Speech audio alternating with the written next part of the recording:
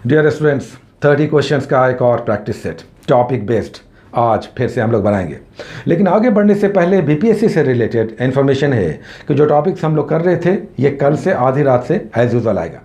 इसका टाइम अब होगा मॉर्निंग 6 बजे के आसपास। हालांकि इससे 2-3 घंटे पहले ही ये एपिसोड्स आपको मिल जाया करेगा, लेकिन टाइम मॉर्निंग में 6 बजे होगा अपेक्स लेवल, उससे पहले मिल जाएगा। साथ ही एनसीईआरटी से रिलेटेड जो एक घोषणा हुई थी कि एनसीईआरटी भी हम लोग करेंगे, वो अभी कुछ समय के लिए टल गया है, एक्सटेंड हो गया है, चूँकि बीच में बीपीएससी आ गया है और इसके एग्ज़ाम के डेट्स भी आ गए। बड़ा एग्ज़ाम है, इस पर भी टाइम देना है, तो अभी एनसीईआरटी कुछ समय के लिए हम लोगों ने टाल दिया है। चलिए अब आज के एपिसोड पे आते हैं जो हम लोग 30 क्वेश्चंस का कर रहे हैं, जिसमें आज का जो टॉपिक है वो SIPT का 17 नंबर का जो टॉपिक था उससे क्वेश्चंस ले गए। 17 नंबर SIPT के टॉपिक्स, जिसमें साउंड था फिजिक्स में, हर्षवर्धन हिस्ट्री में, और फिर ज्योग्राफी में फॉरेस्ट यानी वन था। और करेंट अफेयर्स में 5 सितंबर और 12 जनवरी के कंटेंट्स आपको दिखाई देंगे। साथ ही SPD का भी पेजेस जो हम लोग करते हैं उससे भी कंटेंट्स दिखाई देगा। तो कुल मिलाकर 30 क्वेश्चंस के टॉपिक बेस्ड 17 नंबर टॉपिक्स पर आज के हम लोग एपिसोड कर रहे हैं, जिसमें कट ऑफ होगा आज 24 का जनरल मेल के लिए और 21 का कट ऑफ होगा रिजर्व्ड और फीमेल के लिए। पहला क्वेश्चन इस प्रकार है। आज का पहला क्वेश्चन है कि निम्नलिखित में से कौन भारतीय वानिकी के पितामह कहलाए, फादर ऑफ इंडियन फॉरेस्ट्री? तो इसका आंसर हो जाएगा सी, डेट्रिक ब्रेंडिस। ब्रेंडिस जो जर्मन बेस्ड ब्रिटिश अधिकारी थे, इन्होंने 1850 के आसपास भारत में वैज्ञानिक वानिकी यानी साइंटिफिक फॉरेस्ट्री को एक नया आयाम, एक नई भूमि दी थी। दूसरा क्वेश्चन, यहाँ पर कुछ मैचिंग है वनों से संबंधित, वृक्ष पेड़ों से संबंधित। आपको बताना है कि निम्नलिखित में से कौन सही मैच्ड है।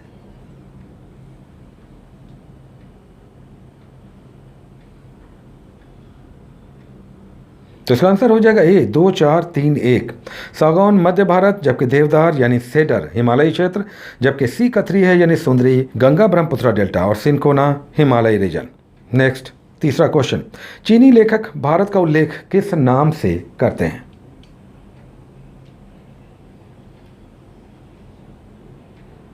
तो इसका आंसर हो जाएगा बी, यिन तू। सिंधु से यह शब्द अपभ्रंश रूप में दिखाई दे रहा है, क्योंकि कोई भी विदेशी जब भारत में प्रवेश करता था तो उसे सिंधु नदी पार करके ही भारत में आना होता है। इससे जुड़ा ही शब्द यिन तू है। चौथा क्वेश्चन, भारत में निम्नलिखित में से किस प्रकार का फॉरेस्ट वन सर्वाधिक क्षेत्र में पाया जाता है?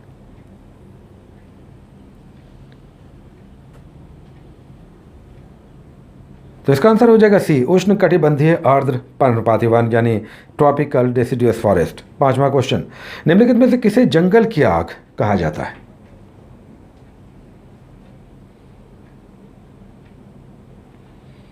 तो इसका आंसर हो जाएगा सी, ब्यूटिया मोनोस्पर्मा, जिसे हिंदी में पलाश भी कहते हैं। इसके पेड़ों में जब फूल लगते हैं तो दूर से ऐसा लगता है कि कहीं आग लगी हुई है। यह उत्तर प्रदेश का राजकीय फूल भी है।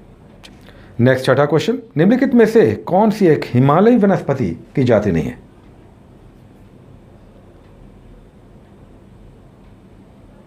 तो इसका आंसर हो जाएगा बी, महोगनी, जो केवल हिमालय ही नहीं बल्कि पूरे भारत में पाया जाता है।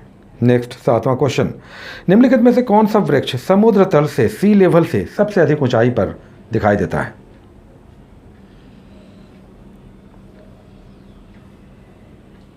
तो इसका हो जाएगा चीड़ यानी पाइन, जो लगभग 4000 मीटर तक की ऊंचाई पर पाया जाता है, जबकि सेडर या देवदार 3 से 3500 मीटर तक की ऊंचाई पर पाया जाता है। आठवां क्वेश्चन, सागौन और साल किसके उत्पाद हैं?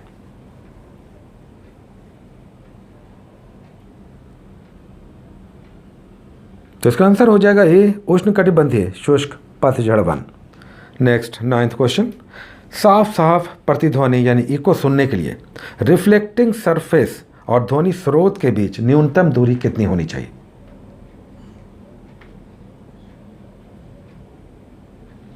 तो इसका आंसर हो जाएगा बी, लगभग 17 मीटर। 10वां क्वेश्चन, ध्वनि और ध्वनि के प्रदूषण को किस में मेजर किया जाता है?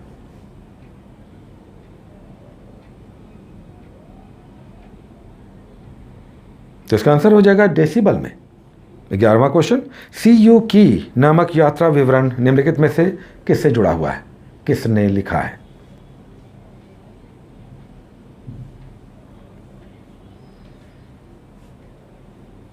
तो इसका आंसर हो जाएगा डी, व्हेन सांग।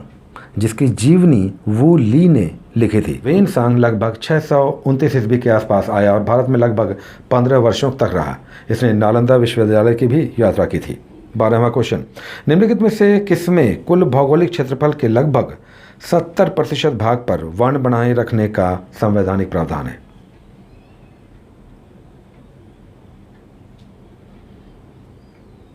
तो इसका आंसर हो जाएगा सी, भूटान। भूटान 4 भारतीय राज्यों से जुड़ा हुआ है, असम, अरुणाचल प्रदेश, सिक्किम और पश्चिम बंगाल। नेक्स्ट 13वां क्वेश्चन, हर्षचरित किसने लिखी? तो इसका आंसर हो जाएगा बी, वाण भट्ट, जिनकी एक और प्रसिद्ध रचना कादम्बरी है। 14वां क्वेश्चन, हर्ष के दरबार में वेन सांग को एक दूत के रूप में किसने भेजा था?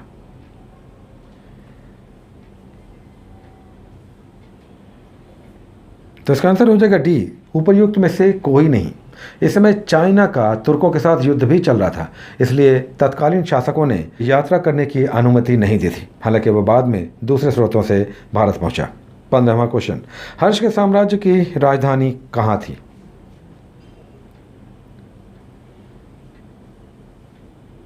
तो इसका आंसर हो जाएगा ए, उत्तर प्रदेश में कन्नौज। इनके पूर्वजों की राजधानी थानेश्वर हरियाणा में थी। थानेश्वर से कन्नौज राजधानी का परिवर्तन हर्षवर्धन ने किया था। 16वां क्वेश्चन, किसी सिग्नल के तरंग रूप का अध्ययन किसके द्वारा किया जाता है?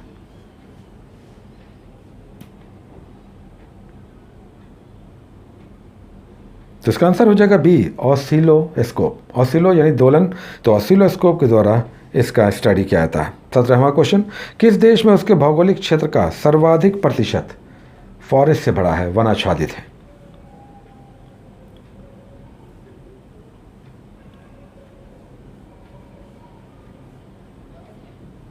तो इसका आंसर हो जाएगा डी, जापान। जापान में लगभग 67%, 67% of the total land forest से भरा है, जबकि भारत और चाइना का लगभग बराबर है, 21% के आसपास। 18वां क्वेश्चन, WHO यानी विश्व स्वास्थ्य संगठन के अनुसार एक नगर के लिए सुरक्षित ध्वनि प्रदूषण का स्तर क्या है?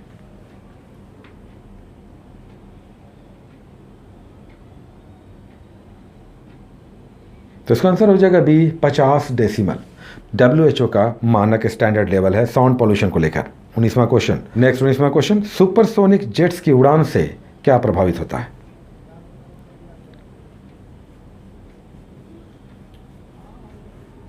तो इसका आंसर हो जाएगा सी, ओजोन लेयर में बाधा पड़ती है, ओजोन का डिप्लीशन होता है, चूंकि इन जेट्स से नाइट्रोजन के ऑक्साइड एग्जॉस्ट के रूप में निकलते हैं, जो ओजोन यानी O3 के साथ रिएक्शन करके उसे ऑक्सीजन में तोड़ देते हैं। नेक्स्ट 20वां क्वेश्चन, पानी, हवा और इस्पात में यानी स्टील में ध्वनि का वेग, साउंड वेलोसिटी क्या होगा?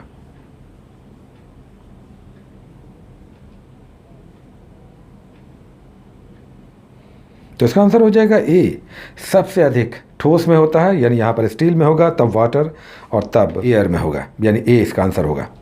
नेक्स्ट 19वां क्वेश्चन, निम्नलिखित शासकों में से किसने हर्षवर्धन को पराजित किया था, हराया था?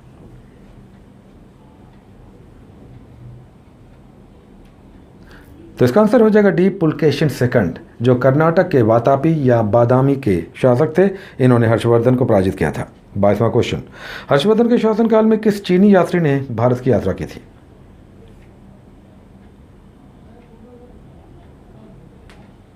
तो इसका आंसर हो जाएगा वेन सांग, जो लगभग 15 वर्ष भारत में रहा था। 23वां क्वेश्चन, निम्नलिखित का मैच करके आपको बताना है कि कौन सही मैच्ड है।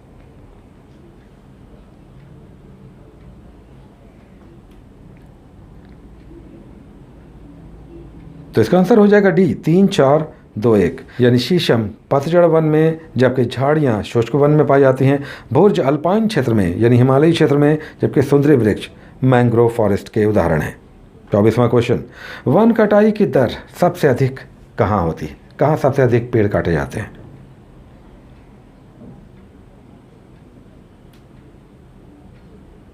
तो इसका आंसर हो जाएगा सी, शीतोष्ण कटिबंधीय वनों में। नेक्स्ट 25वां क्वेश्चन, भारत का वह राज्य जिसका सबसे अधिक वन आच्छादित क्षेत्रफल है?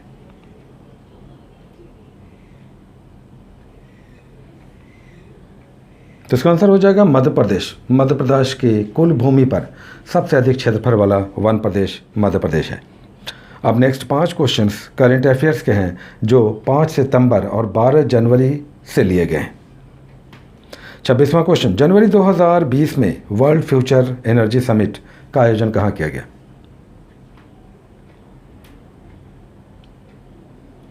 तो इसका आंसर हो जाएगा सी, यूएई यानी यूनाइटेड अरब एमिरेट्स में, अबू धाबी में। 27वां क्वेश्चन, जनवरी 2020 में भारतीय सेना द्वारा नॉर्थ ईस्ट में सबसे बड़ा हवाई अभ्यास किया गया जनवरी में। इस अभ्यास का क्या नाम था?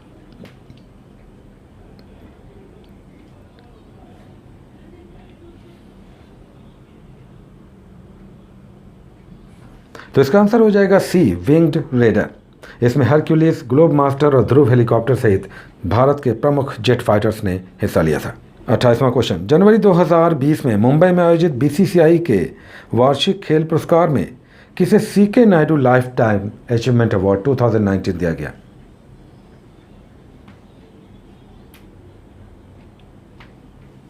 तो इसका आंसर हो जाएगा के श्रीकांत, जो 1983 के cricket world cup winners team के एक सदस्य भी थे। 29वां क्वेश्चन, सितंबर 2020 में भारत ने किस देश की नौसेना के साथ नौसैनिक अभ्यास इंद्र नेवी किया?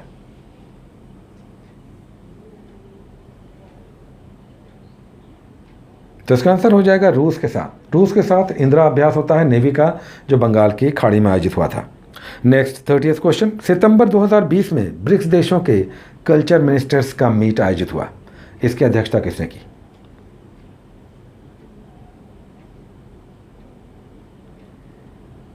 तो इसका आंसर हो जाएगा सी, रूस। तो ये था आज का 30 क्वेश्चंस का टॉपिक बेस्ड सेट। उम्मीद है कि आपने इसमें अच्छे स्कोर किए होंगे। साथ ही बीपीएससी का भी टॉपिक कल से आधी रात से 2 बजे के बाद और मॉर्निंग 6 बजे से पहले आपको मिलने लगेगा। Take care.